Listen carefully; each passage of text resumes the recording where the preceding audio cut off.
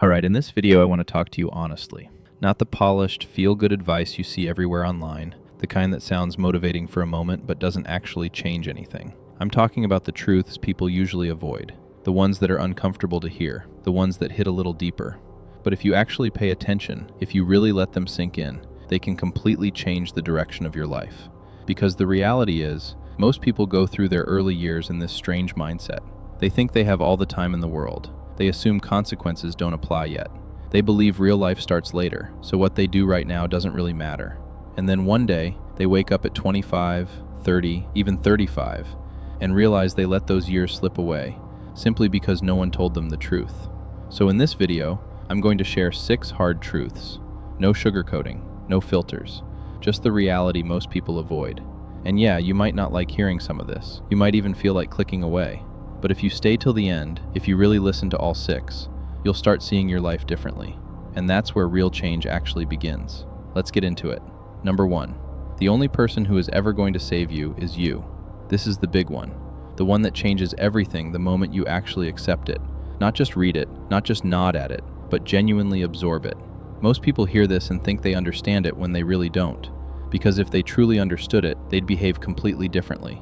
Most people are quietly waiting for a teacher who finally makes them want to learn, waiting for motivation to arrive on its own, waiting for circumstances to improve. That moment is not coming. Not because the world is cruel, but because it was never how any of this works. The people who actually built something real got there because at some point they stopped waiting and started moving, often before they felt ready, often without a clear plan. And here's what nobody tells you about accepting this. It actually frees you. If you are the one responsible, then you are also the one with the power. Your grades, your health, your future, none of it is anyone else's job. That's not a heavy thing. That's the most important kind of freedom a person can have. Number 2, your phone is costing you more than you realize. And I don't mean in a vague, screen time is bad kind of way. I mean specifically, concretely, in terms of who you are becoming versus who you could be becoming. Think honestly about how many hours you gave to your phone this week.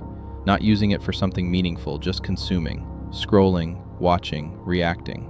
Now think about what those same hours could have looked like. A skill that makes you valuable, a body you're proud of, a project that might become something real. The trade you are making every single day is your most finite resource, time and focused attention, in exchange for a feeling that lasts about 4 seconds before you need the next one. This is not a coincidence or a personal failure. The platforms you use were engineered specifically to be impossible to put down by people who understand your psychology better than you do. You are not weak for getting caught in it, but you are responsible for getting out of it. Because the version of you that exists inside these habits and the version of you that could exist without them are not the same person. That gap is real, and you are the only one who can actually close it. Number 3, the people who raised you will not always be there. This is the one most people don't want to sit with, which is exactly why I'm not going to let you skip past it. Right now, the people who raised you probably feel like a permanent feature of your life. Maybe they frustrate you, maybe you tune them out. But here is something true that most people only understand in hindsight, that time is not unlimited. There will come a point when you notice something different about them, a slowness, something forgotten, and it will hit you in a way nothing quite prepares you for.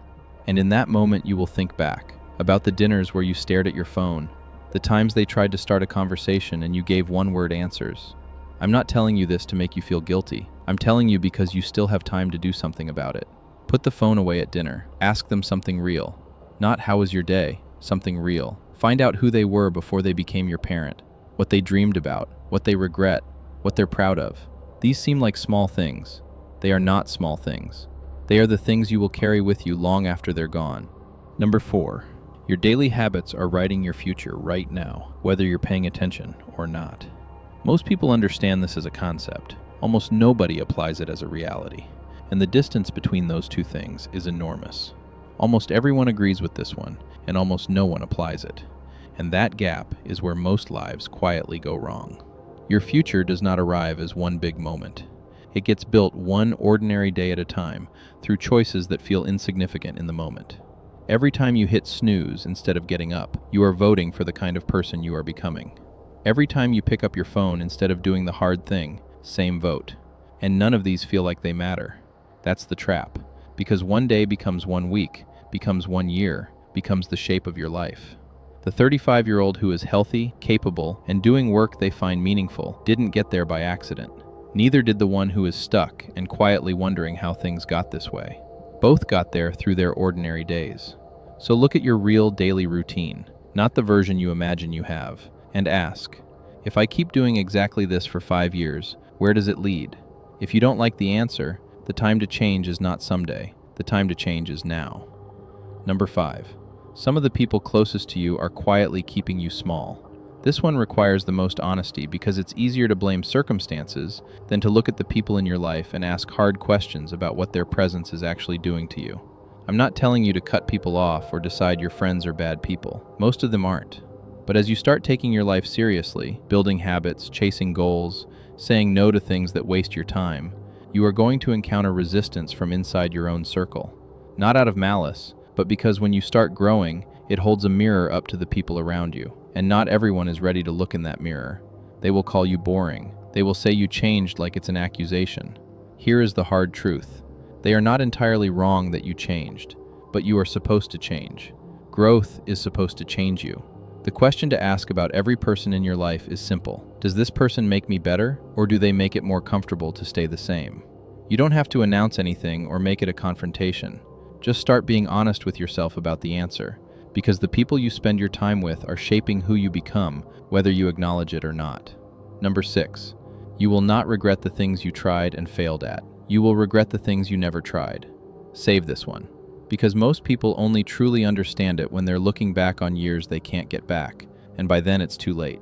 When people look back on their lives, it is almost never the failed attempts they regret, not the embarrassing moments or the plans that didn't work out. Those things become part of who you are. Experience, stories, the texture of a life actually lived. What people regret deeply, persistently, the kind that doesn't fade, is the things they didn't do, the idea they never acted on, the person they never told how they felt, the version of themselves they kept putting off becoming because the timing never felt quite right.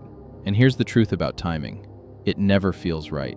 The right moment is almost always a story we tell ourselves to make waiting feel reasonable. The people who did the things you admire did not wait for the right moment. They started in the wrong one and figured it out from there. So whatever you've been putting off, whatever idea you keep returning to, whatever change you keep saying you'll make when things settle down, try it now. Fail now if that's what happens. Because wasted time is the one thing you cannot recover. You can recover from failure. You cannot get back the years you spent waiting.